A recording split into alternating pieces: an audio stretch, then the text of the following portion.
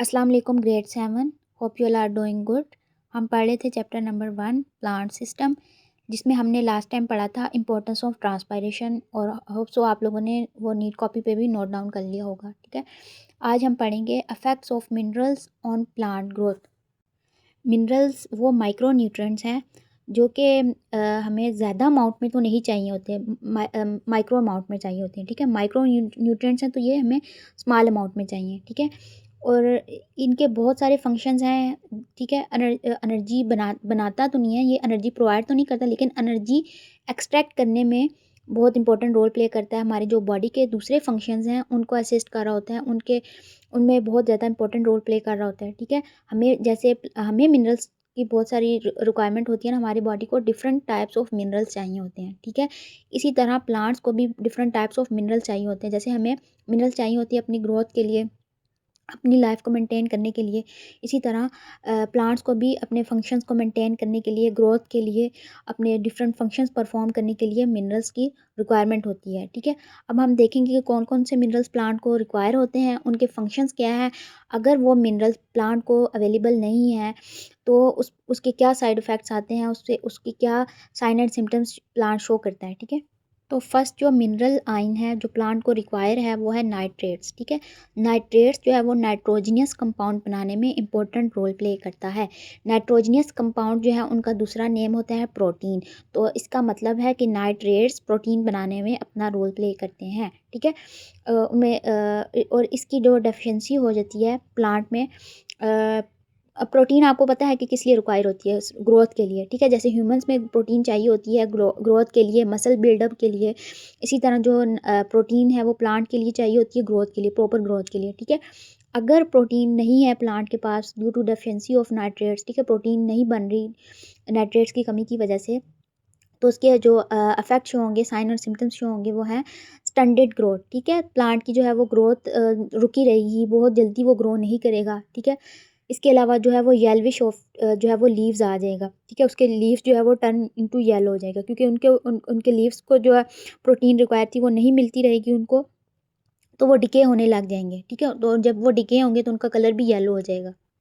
अब जो next mineral require है प्लांट को है वो है फॉस्फेट। ठीक है, फॉस्फेट चाहिए होता है फोटोसिंथेसिस के लिए और रिस्पायरेशन के लिए प्लांट्स को। ठीक है, फोटोसिंथेसिस आपको पता है कि जो है वो कार्बन डाइऑक्साइड और वाटर कंबाइन होते हैं in the presence of sunlight और बनाते हैं ग्लूकोज। ठीक है, और रिस्पायरेशन ये है कि जो ग्लूकोज बनना है ना उसमें से एनर्जी कैसे बन रही है। ठीक है, जो ग्लूकोज बनना है ना उसमें से एनर्जी जब निकालेगा ना एक सेल, तो उसको कहते हैं रिस्पायरेशन। ठीक है, अब ये जो दोनों प्रोसेसेस हैं ये फोटोसिंथेसिस पे डिपेंडेंट है। ठीक है, फोटोसिंथेसिस और रिस्पायरेशन, फोटोसिंथेसिस जो है वो ग्लूकोज बनाएगा, उसमें भी जो है वो फॉस्फेट्स रिक्वायर होते हैं। ठीक है, और रिस्पायरेशन ऑब्वियसली जो ग्लूकोज है वो एनर्जी में कन्वर्ट होगी, और आपको पता है कि एनर्जी का जो स्मॉलेस्ट यूनिट है वो एटीपी है। ठीक है, एटीपी में भी पी जो है वो फॉस्फेट है। ठीक है, तो फॉस्फेट इन दोनों प्रोसेसेस के लिए इंपॉर्टेंट है। इसके अलावा डीएनए के लिए भी इंपॉर्टेंट है, डीएनए बनाने में इंपॉर्टेंट रोल प्ले करता है। आपको पता है कि डीएनए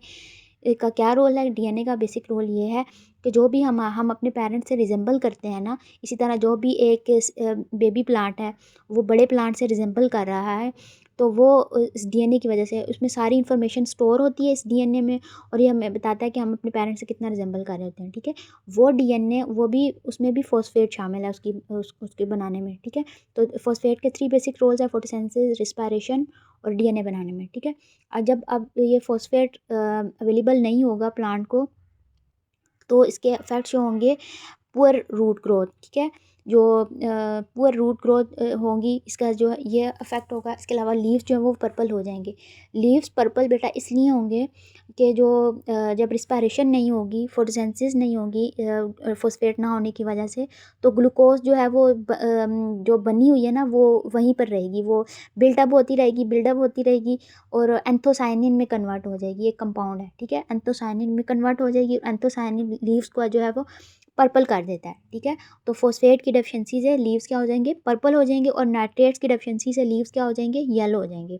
ठीक है, क्योंकि उनकी ग्रोथ नहीं हो रही होगी इसलिए वो येलो हो जाएंगे।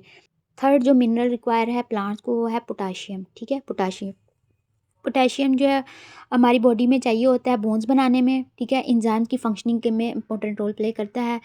इसके अलावा जो पोटाशियम प्लांट्स को चाहिए होता है वो एंजाइम्स बनाने में रोल प्ले करता है।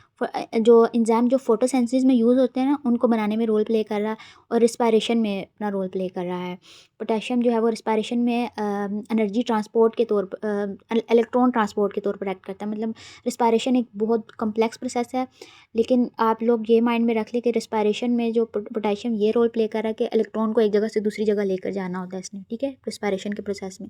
और इसके अलावा जो पोटेशियम है वो आपको मैंने बताया कि एंजाइम्स बनाता है जो कि फोटोसिंथेसिस में यूज़ हो रहे थे। एंजाइम्स बेटा वो कैटालिस्ट होते हैं जो हमारे बॉडी में या प्लांट की बॉडी में जितने भी केमिकल रिएक्शंस हो रहे होते हैं ना, उनको एक एंजाइम उनके जो रेट है ना उनको ज़्यादा स्पीड अप कर देता है, ठीक है। जो एक रिएक्शन हो रहा होता है स्लो हो रहा होता है, जब एंजाइम उसके साथ जाकर काम करवाता है ना, उसकी हेल्प करवाता है, तो वो रिएक्शन कई गुना फास्ट हो जाता है, ठीक है।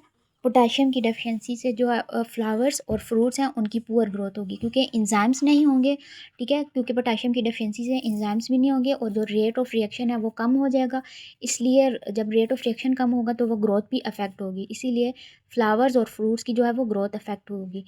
इसके अलावा पोटेशियम की डेफिशिएंसी से जो लीव्स होते हैं उन पे ब्राउन स्पॉट्स बन जाते हैं। अब ब्राउन स्पॉट्स पोटेशियम की डेफिशिएंसी से इसलिए बनते हैं क्योंकि पोटेशियम जो है वो सेल के अंदर और बाहर वाटर रेगुलेट करती है, ठीक है। पोटेशियम जो है वो सेल के अंदर और बाहर वाटर रेगुलेट करती है, सेल के जो जिसकी वजह से सेल का स्ट्रक्चर जो है वो मेंटेन रहता है।